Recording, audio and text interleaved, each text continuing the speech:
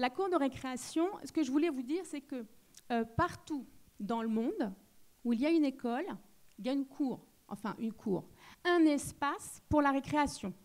Alors nous, on appelle ça une cour parce que c'est à l'intérieur de bâtiments, mais à la campagne, ça va être le champ ou alors ça va être la place du village.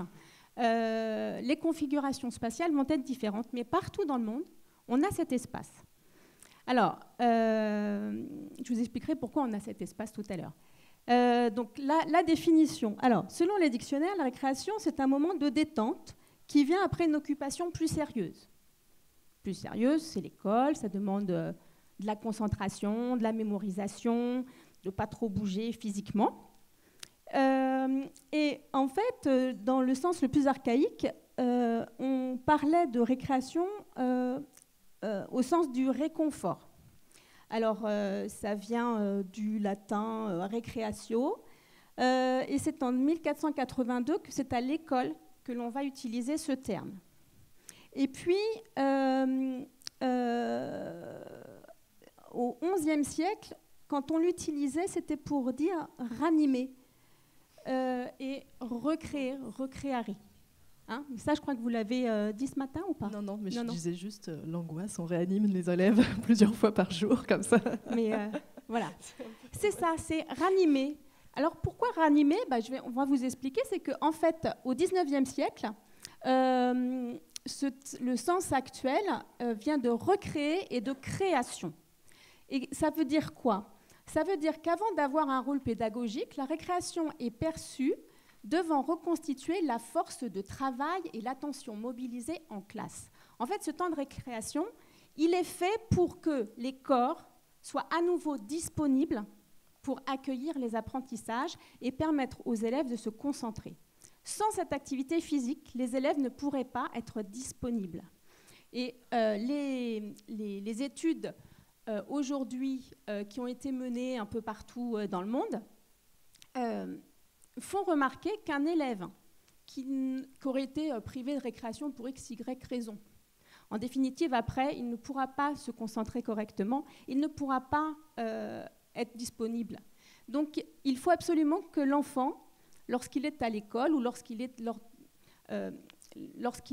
occupé à une activité qu'on dit sérieuse, c'est-à-dire qui mobilise vraiment une attention intellectuelle, il va falloir que physiquement, il puisse aussi se défouler.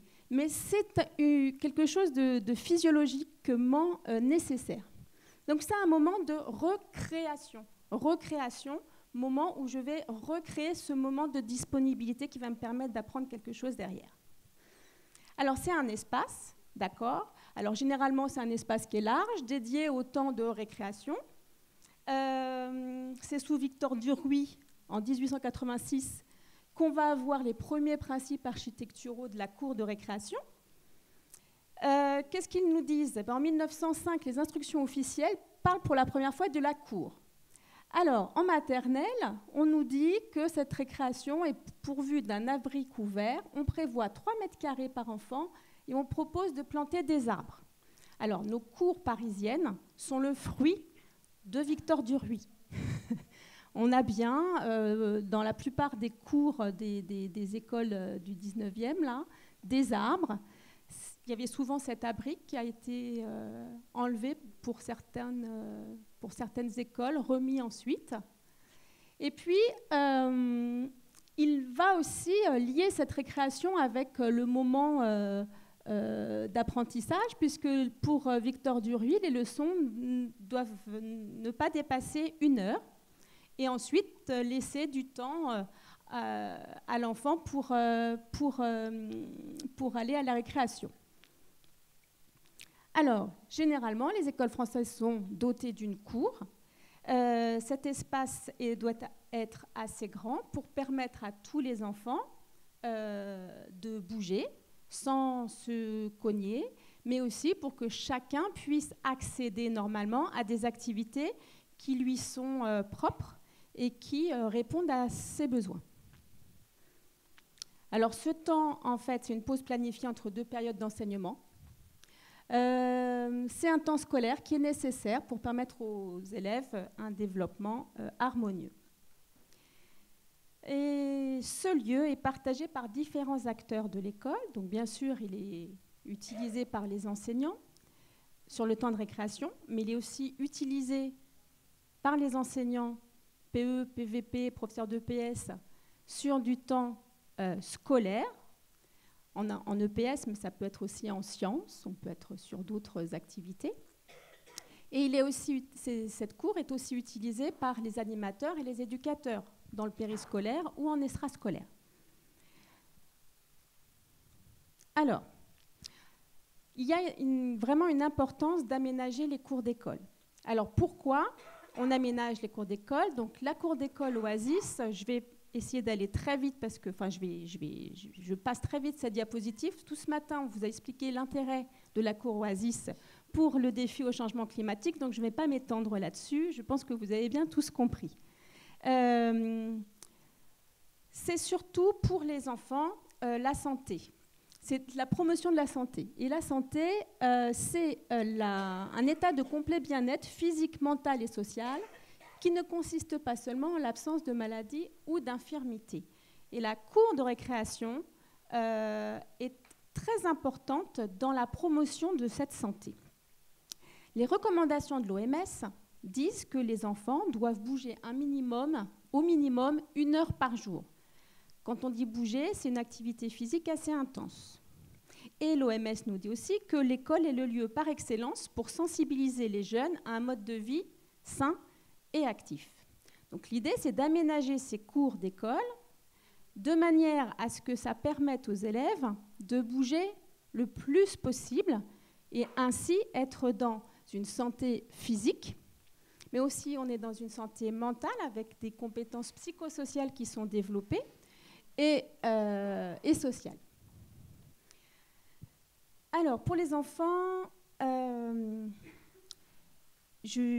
quand on m'a demandé de venir travailler auprès des personnes qui développaient les cours Oasis, c'était surtout sur cette idée de quelle importance du corps de l'enfant et est-ce qu'on peut planter beaucoup d'arbres dans la cour, comment on peut aménager cet espace, est-ce qu'il faut faire un peu attention à certaines choses. Et alors là, je vous dirais que puisque partout dans le monde, on a un espace de récréation, c'est parce que cet espace répond vraiment à un besoin primaire physiologique. Un enfant, dans son développement moteur, il va courir, il va bouger, il va grimper, il va glisser, il va expérimenter. S'il ne fait pas ça, son développement physique, social et mental ne sera pas harmonieux. C'est par le corps, au départ, que l'enfant apprend. Et donc, lorsque vous ouvrez la porte de la récréation, de la cour de récréation, vos élèves s'engouffrent dans cette cour de quelle manière la plupart du temps? En courant.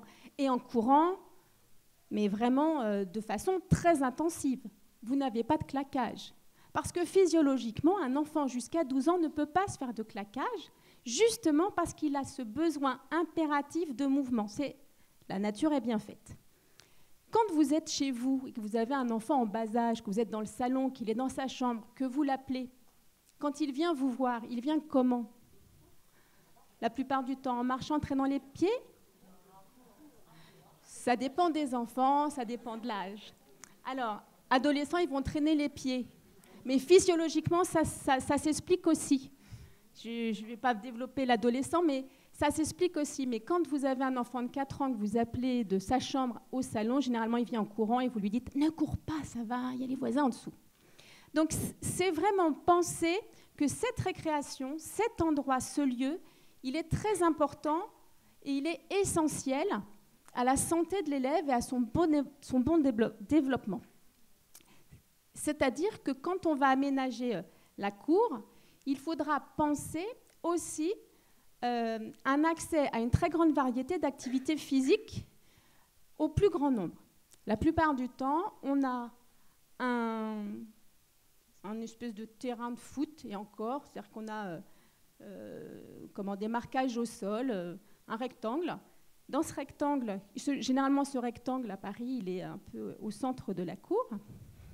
Et donc, ça laisse très peu d'activités physiques autres aux autres élèves, mais même aussi à ceux qui vont utiliser ce rectangle pour faire du foot notamment.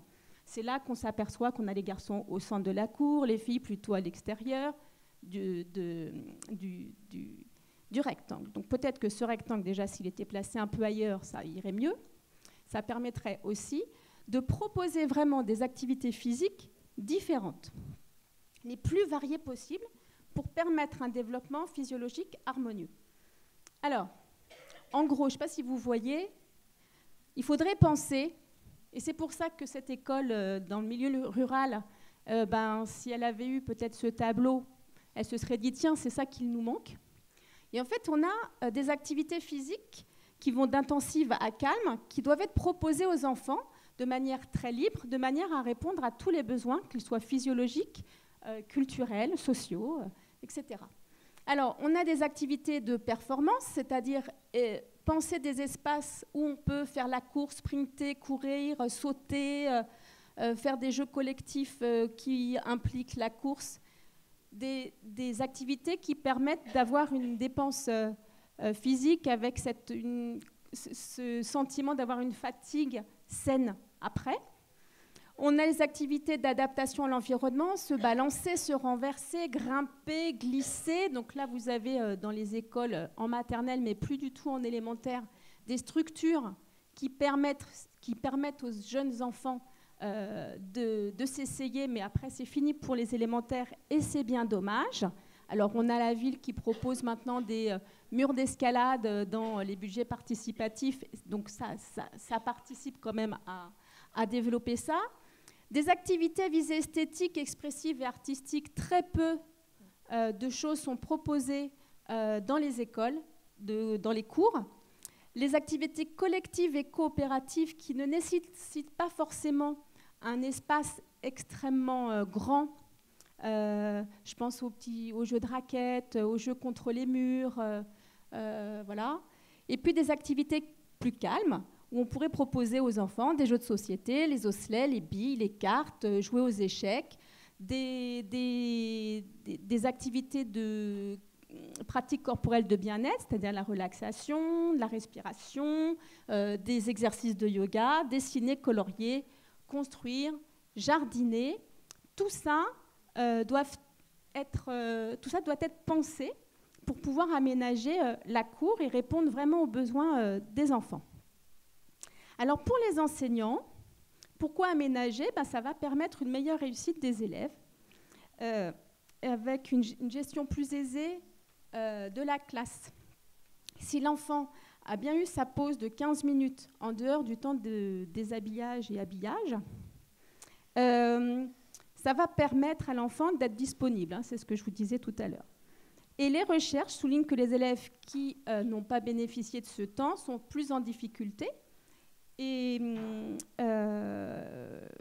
leur apprentissage se fait ressentir. Alors, ce n'est pas que le fait de penser l'activité physique va rendre les enfants plus intelligents, non, ça leur permet d'être plus disponibles. Donc, il faut penser vraiment cet aménagement de manière à ce que les enseignants aussi puissent mener leurs séances de PS de manière plus aisée. Alors, les PVP dans les écoles sont très armés pour pouvoir mener leurs séances de PS. Tout de suite, ils voient l'espace, ils savent à peu près tout de suite ce qu'il faut faire. Un enseignant, un PE, va être plus compliqué, il n'est pas spécialiste. Si la cour est aménagée correctement, ça va lui donner des idées et il va pouvoir plus facilement imaginer des séances de PS pour ses élèves, des séances de motricité. Et donc, ça va être plus facile pour lui. Alors, pourquoi aussi ? Pour les directeurs et directrices d'école, on s'aperçoit que, en fait, on a une baisse du nombre des accidents et des conflits quand les cours sont aménagés et pensés. Dans les cours non aménagés, en maternelle, plus de 40% des accidents scolaires surviennent dans la cour. En élémentaire, ce taux s'élève à 50%. quand on est face à des cours aménagés et pensés, ce pourcentage d'accidents est réduit de 50% et à l'école élémentaire, il n'est plus que de 15%. Donc c'est très important d'aménager tous ces espaces parce que vraiment les conflits sont bien plus faciles à gérer, il y en a déjà moins, plus faciles à gérer et il n'y a plus d'accidents de télescopage, en tous les cas beaucoup moins. Pour les animateurs et les éducateurs, c'est exactement la même problématique qu'avec les enseignants. Donc il est nécessaire qu'il y ait une cohérence dans cet aménagement et qu'il y ait un travail de réflexion commun entre tous les partenaires qui utilisent cette cour, de manière à permettre à l'enfant de bouger davantage, de se socialiser, de décompresser et de se sentir bien. Et puis aussi aménager la cour d'école pour les parents. La cour d'école, c'est souvent un souci chez les parents, c'est-à-dire que les parents sont un peu stressés, ils viennent voir le directeur ou l'enseignant, ils disent « Oh là là, c'est violent dans votre cours, ils se tapent dessus, ils sont livrés à eux-mêmes, les toilettes, etc. » Je pense que vous voyez de quoi je veux parler. En conseil d'école, ça fait quand même c'est souvent un des points abordés. Et c'est assez compliqué d'expliquer aux parents que des conflits, c'est parfois normal. Trop de conflits, non. De la violence, non plus. Mais bon. Si on associe les parents au choix de l'aménagement, ça va permettre aussi de rassurer les parents. Et comme les parents seront rassurés et qu'ils trouveront que l'école, la cour est formidable, eh bien les enfants, eux aussi, trouveront encore plus que cette cour est formidable. Donc très important de penser aussi à ces parents qui peuvent être vraiment un levier pour le climat scolaire. Alors, des recommandations pour une cour d'école. Alors, il y en a. On est allé chercher s'il y avait des textes. Nous n'avons pas de texte qui norme un métrage carré par élève dans une cour. On va l'avoir pour une piscine, 4 mètres carrés par élève dans un bassin. Mais pour une cour de récréation, cour d'école, on n'en a pas. Par contre, on en a pour... Enfin, on n'en a pas. On n'en a pas pour les anciennes écoles. Mais pour les nouvelles écoles qui vont être construites, il y a un article dans le guide de programmation ministérielle d'un arrêté du 6 février 2014 qui indique des normes de construction et d'espace pour la cour. Donc en maternelle, les recommandations indiquent qu'il faut 400 mètres carrés pour la première classe et pour une classe supplémentaire, il faudrait rajouter 100 mètres carrés. C'est-à-dire que si j'ai 10 classes de prévues, j'ai déjà 400 mètres carrés et je rajoute 900 mètres carrés. Je devrais avoir une cour de 1300 mètres carrés dans les nouvelles écoles, si j'ai 10 classes. Vous imaginez? Comment? Jusqu'à 30 élèves par classe. La classe, c'est 30 élèves. Oui, mais ça, c'était en 2014, avant le dédoublement des CP, des CE1, etc. Hein. Et en élémentaire, eh bien, cette surface passe à 500 mètres carrés pour la première et 100 mètres pour chaque classe suivante. Donc, pour les écoles de construction anciennes, dont les cours sont bien sûr beaucoup plus petites, je pense à l'école de la rue de Moscou, qui est minuscule, la rue Lafayette, alors je crois que c'est la plus petite cour de Paris, la cour de Vic d'Azir aussi dans le 10e, et dans le 9e aussi, on a des cours vraiment minuscules. Et l'idée, c'est quand même de définir un nombre de services de récréation qui permet aux enfants de bénéficier d'un espace suffisant pour bouger. C'est pour ça que rue de Moscou, vous avez décidé de faire 2 services de cours pour permettre aux élèves d'avoir plus d'espace. Et puis, il y a l'article 31 de la Convention internationale des droits de l'enfant qui indique que la récréation est un droit. C'est un droit de l'enfant. On ne peut pas priver un enfant de récréation, il faut penser ce temps. Alors, très rapidement, que vous dire? Donc, c'est l'effectif des enfants qui est important aussi. Équipements et matériels disponibles doivent être pensés. Donc, pensés en fonction des activités physiques et les activités calmes dont ont besoin les enfants. Mais aussi, vous devez penser à tout ce qui est normes européennes, normes françaises, le revêtement des sols, pas trop abrasif, etc. Donc ça, c'est à penser quand vous êtes avec les équipes pour les cours Oasis. C'est vraiment à penser. Il faut éviter les pavés, il faut éviter certaines choses. Parce que, par exemple, quand on a besoin de faire des séances de vélo à la maternelle, si on a différents types de sols, parfois les vélos peuvent heurter des pavés ou heurter certains... voilà, il faut penser aussi à des circuits, des chemins entre les différentes zones. Voilà. Bien sûr, les espaces naturels sont à développer parce qu'on a aussi des recherches qui nous disent que plus les enfants sont proches de la nature et proches de la végétation, mieux ils sont. Et ça agit aussi sur les résultats scolaires des enfants. Je pense que vous en avez parlé ce matin ou après. Très bien. Voilà, oui, Strasbourg, c'est ça. Donc ça, ils vont vous le développer. Donc il faut prévoir un nombre de services assez suffisant. Alors ces espaces doivent être dédiés, ils ne doivent pas interférer, on doit avoir des zones distinctes et ces zones distinctes doivent permettre d'avoir, enfin on a plusieurs zones qui sont incontournables normalement, alors j'imagine bien que dans vos petites cours ça peut être compliqué, il va falloir faire des choix. Mais il faut des zones d'activité intenses, des activités intrépides, des activités moyennes, calmes, l'environnement, des zones de détente et des zones libres. On a parfois des enfants qui ont juste envie de se balader et de ne penser à rien ou à tout. En tous les cas, il faut laisser aussi des espaces à cette possibilité qu'un enfant n'a pas forcément envie de faire quelque chose, mais seulement se promener. Elles doivent coexister, ces zones.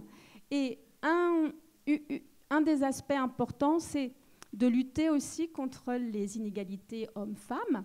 On s'aperçoit qu'on a des activités aussi très genrées, vous en parliez tout à l'heure. Il a été démontré que si on met une zone à forte intensité, qui souvent est investie par les garçons, avec le ballon, et qu'on met à côté une zone d'activité moins intense, plus artistique, plus esthétique, souvent investie par les filles, on va s'apercevoir que les zones vont devenir poreuses au fur et à mesure. Mais ça veut dire aussi que ce qui va se passer en classe et ce qui se passe dans le périscolaire va avoir bien sûr une incidence sur les jeux que vont choisir les enfants. Et plus les enfants sont jeunes, plus on va leur apprendre aux garçons comme aux filles à utiliser leurs pieds avec un ballon, plus vous allez permettre aux filles de s'autoriser à jouer au foot dans la cour de récréation en élémentaire. Donc ça aussi, c'est à penser, c'est-à-dire que tous les jeux de récréation doivent être aussi en lien avec ce qui se fait en classe et ce qui se fait sur le temps périscolaire. C'est ce que tu disais avec tes jeux de coopération qui étaient réinvestis dans la cour. Voilà. Alors, ce sont des temps, bon, ça, je vous en ai parlé tout à l'heure. Oui, il me reste 3 minutes. Donc, quand je vous disais qu'il faut absolument des espaces dédiés, il faut aussi du matériel. Du matériel qui va permettre de courir en jouant, de lancer, d'attraper, de rouler, de glisser, de coordonner, de renforcer ses os. Vous avez des petites fiches comme ça qui sont faites dans des guides pour la récréation, qui sont très bien faits, qui ont été pensés pour vous et pour vous faciliter la vie. Donc il faut vraiment penser à du matériel qui serait destiné aux enfants. Voilà. Donc il faudra penser à coordonner les activités, bien sûr. C'est ce qu'ont fait l'équipe de l'école de Moscou. Oui, c'est ça. Il faut s'accorder entre les adultes responsables, les adultes du temps scolaire et les adultes du périscolaire. Les règles doivent être les mêmes, il faut une cohérence. Voilà. Alors, un règlement, etc., tout ça, vous le savez. Élaborer une programmation est nécessaire quand on a des toutes petites cours. Et il faut aussi penser à des rotations d'activités qui prendront en compte aussi la météo et les saisons. Voilà. Je crois que j'ai Ah non, allez, des petits jeux, les jeux qu'on va proposer, une banque de jeux proposés aux élèves pendant le temps scolaire et périscolaire, et donc des jeux qui vont pouvoir être réinvestis, donc des jeux collectifs, athlétiques, d'adaptation à visée artistique et des jeux calmes, qui entrent tous dans la typologie que les documents d'accompagnement maternel ont développé, que sont les jeux à règles, les jeux symboliques, les jeux de construction, les jeux d'exploration. Voilà, je m'arrête là parce que de toute façon, je n'ai plus de temps.